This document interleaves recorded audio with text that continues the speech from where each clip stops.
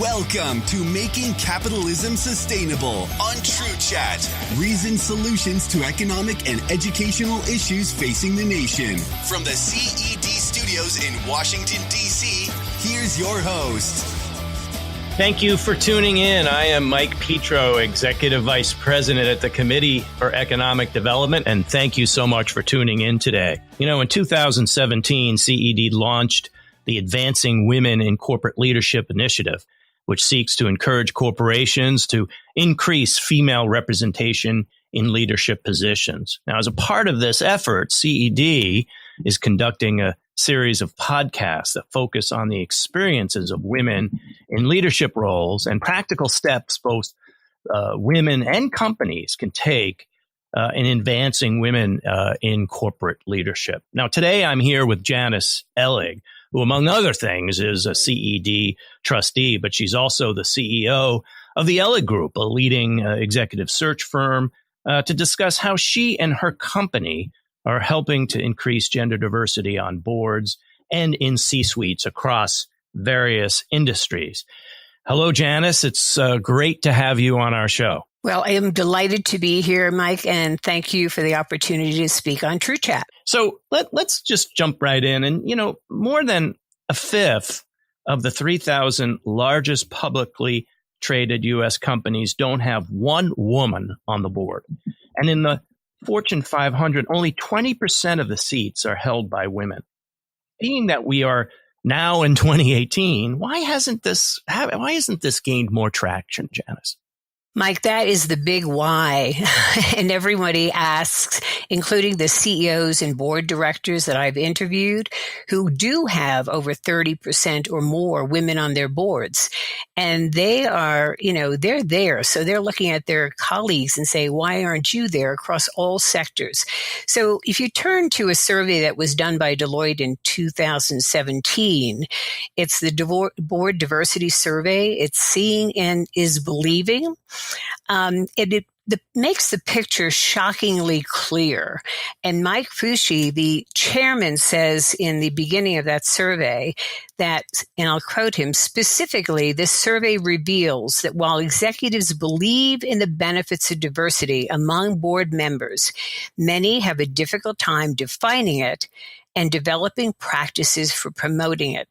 Furthermore, then the survey goes on, when you read through this, and it is shocking, that while 90% of the boards and directors want diversity, less than 50% have a process for acting on it. So therein lies the issue, and part of that issue is also that, as the survey reveals, that 95% of the boards agree on the need for diversity, but only 16% see that lack of diversity as a top problem.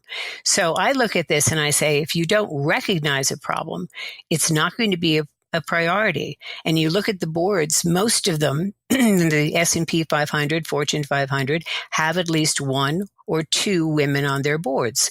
So the majority of boards have one or two women. So many say one and done, two and through, three or free, when it should be four or more. And so you can get to parity. So it's a mindset and it's a lack of priority. And that's the why. Well, obviously, this is not something that's going to correct itself. I mean, I think we all know that by now. And, there's a lot of different approaches about achieving parity. And of note is the fact that California legislators may mandate having a woman on their boards. I mean, do you think that's a mandate is an effective way to increase diversity on boards? Well, I've never been a proponent of quotas. I've really been a proponent of aspirational goals, timetables, targets, meeting milestones. But I will say that given we've been moving at 0.5% a year since 1995, going from 10% women on boards to just over 20% in 2017, 0.5% a year, that's glacial. So while California is taking a lead on this, other states may as well. I'd like to see this go through. I'd like to see what will happen in a test case and them putting on qualified women and making progress by 2019, 2021, as they have laid out. So I'm not opposed to this. I think it will also be a signal that the time is now. And I think it'll be a signal to CEOs that we don't need legislation. We can do it on our own. But here's a state that's taking the lead. So while I would not have been a proponent in the past, I would say, let California take this lead. Let's see where it goes.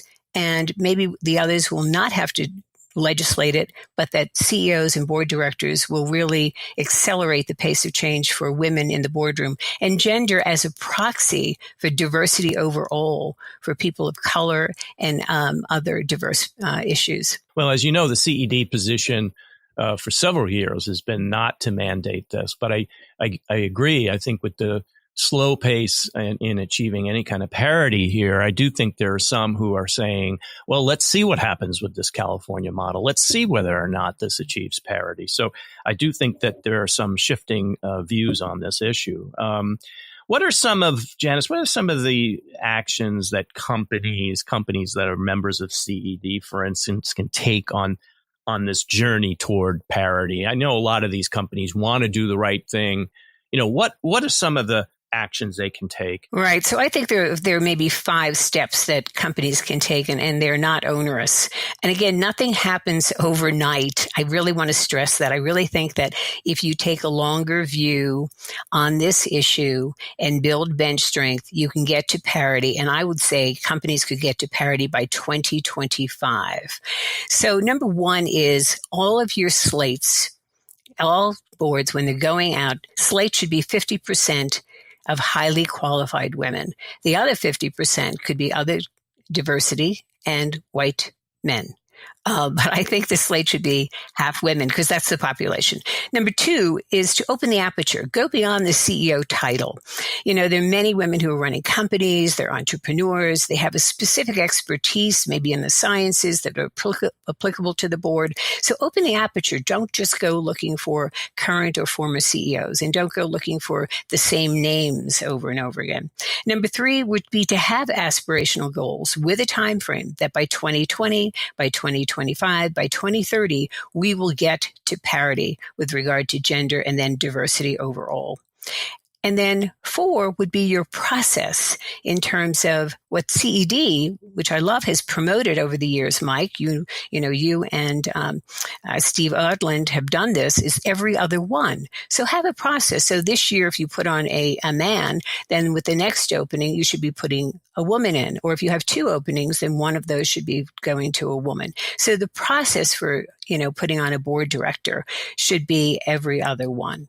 And then 5, to have CEOs and board directors sponsor women for boards, and for CEOs to look at their colleagues and see who have they sponsored for a board. Because when you get the stamp of approval where a CEO has sponsored a woman, he or she has seen them in the boardroom and they know that they're board ready. So those 5 action steps, slates of 50%, opening the aperture, aspirational goals, a process for the director of every other one, and the sponsorships, I really think can get you to having parity by 2025. Before we continue today's conversation, I want to remind our audience that we always want to know if you have any ethical concerns with today's episode, because it's your job, the people, to keep the media responsible. So if you have an objection you'd like to voice, you can always email us at ethics@truechat.org. And additionally, don't forget to engage with us through social media by tweeting at truechat.org or at CED Update. Now we're back with Janice Ellig, and I just had an additional few questions here. Is there any hard evidence that enhancing diversity on a board can impact a company's financial performance? Yes, there is. And I think you can look at many surveys that have been done over the years. 2015, MSCI analyzed more than 4,000 global companies and found that companies with at least 3 women on their board achieved higher return on investment, ROE, and earnings per share over the ensuing 5 years than most with 0 women.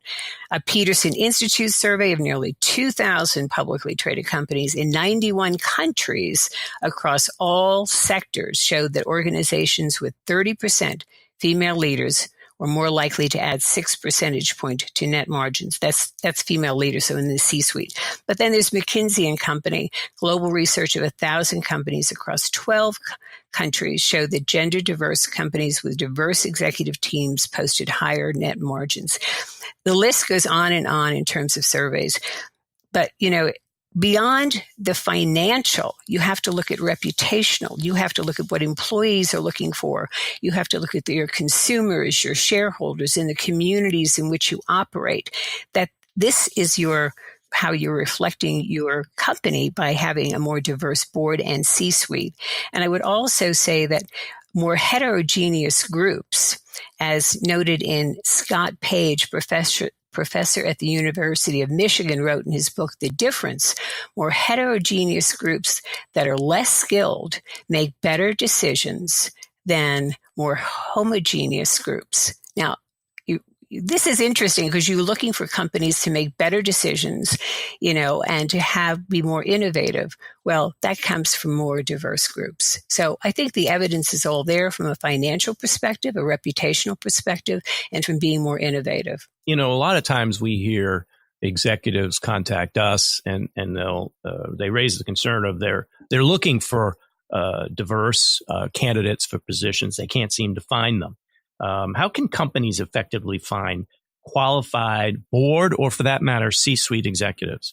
Right. So, PwC has done multiple studies over the years, and when they've looked at asked directors, where do you find your new directors? They say over 90% say they come from our community. Well, if they come from your own community, since 80% of S&P 500 boards are men, you're probably going to get more men. So I say there are many databases out there.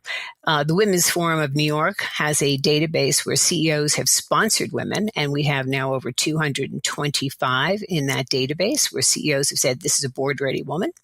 That database is free of charge at the Women's Forum of New York website. But we've also exported that information onto Equilar's database, so you can get it in either website. The NACD has a website. Board List has a website and database. So there are many, and Catalyst has a database, if you're a member there. So there are many databases out there. And if you're using an external search partner to work with you, I think you need to make sure that they look at these various databases that are out there. And then when they present slates to a board, they should be highly diverse.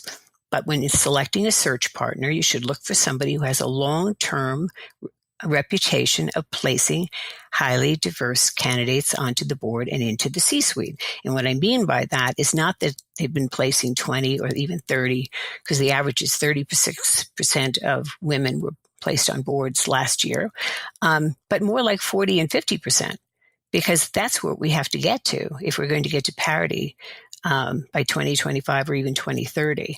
I'm proud in my company that over 85% of our placements over a 5-year period have been women and diverse candidates. Yeah, you have to be committed to this. You have to be committed to it. That's a great track record. I mean, one of the things, Janice, that you also ought to be proud of that I'd like for you to just talk a little bit about is this Breakfast of Corporate Champions that when you were president of the Women's Forum of New York, you helped create. And this is a big event that occurs in New York, and it's a sizable event. And when you created this, what was your vision there? What did you hope to accomplish? The initial one was in 2011, and it's part of our corporate board initiative. And my view was that if I was going to, while running my executive search firm, if I was going to be president of this organization, and I think, Mike, at about the same time I was joining the CED too, and you had many studies about accelerating the advancement of women. So it all played into what I wanted to do, which was to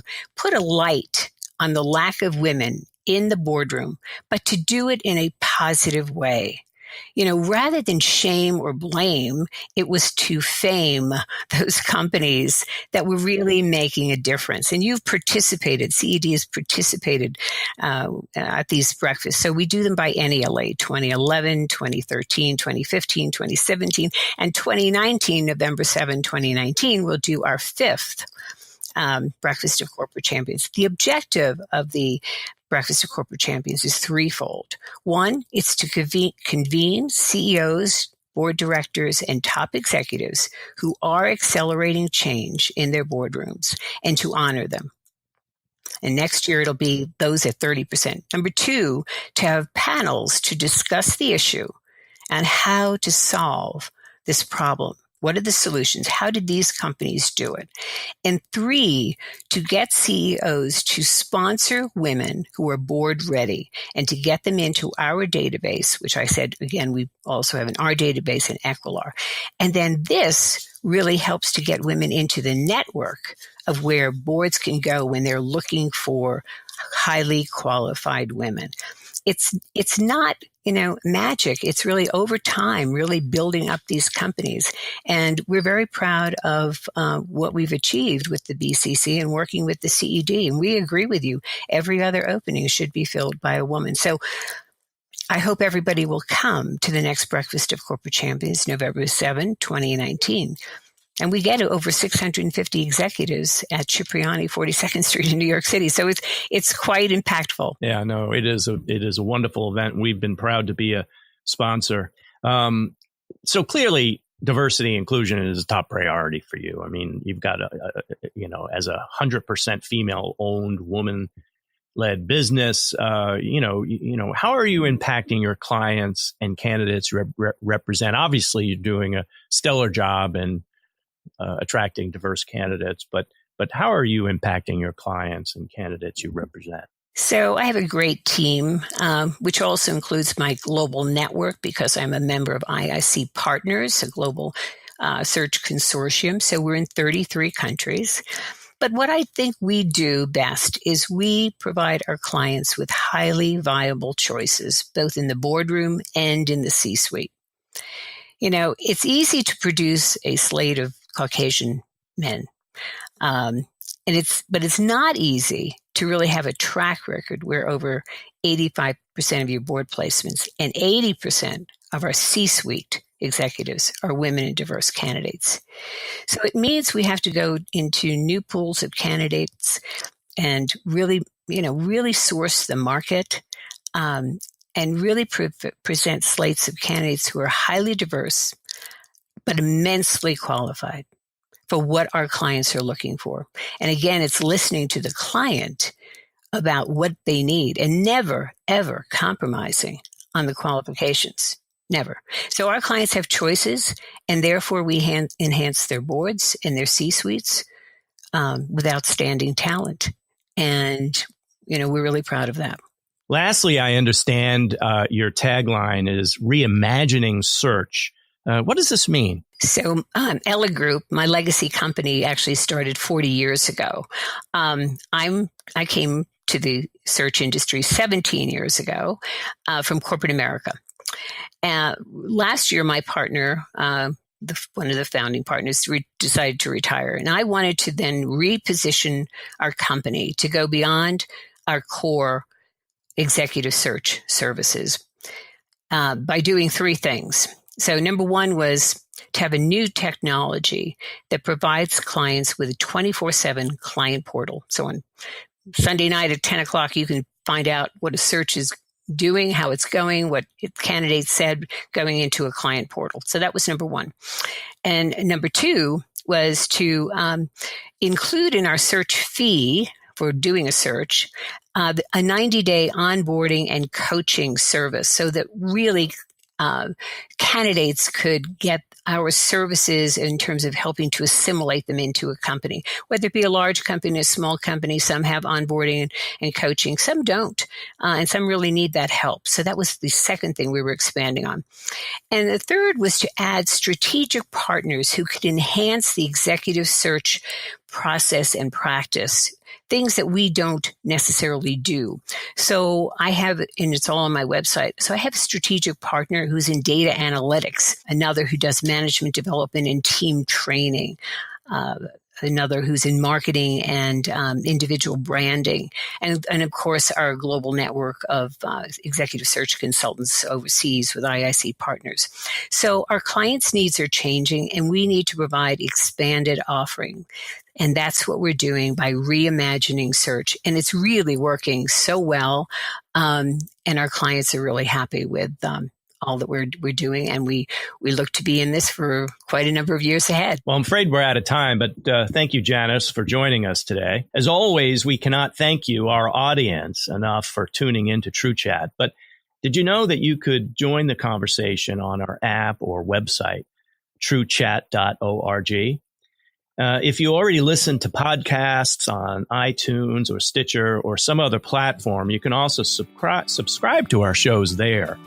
For Making Capitalism Sustainable on TrueChat in Washington, D.C., I am Mike Petro with the Committee for Economic Development. Thank you very much for tuning in, and we will see you next time on Making Capitalism Sustainable.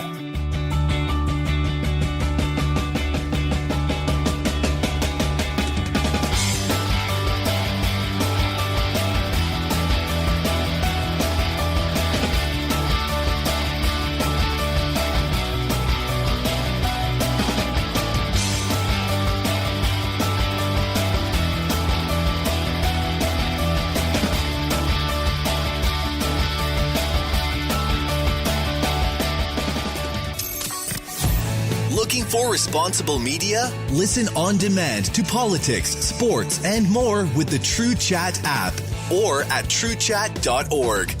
Beyond the horizon, there is trustworthy media at TrueChat.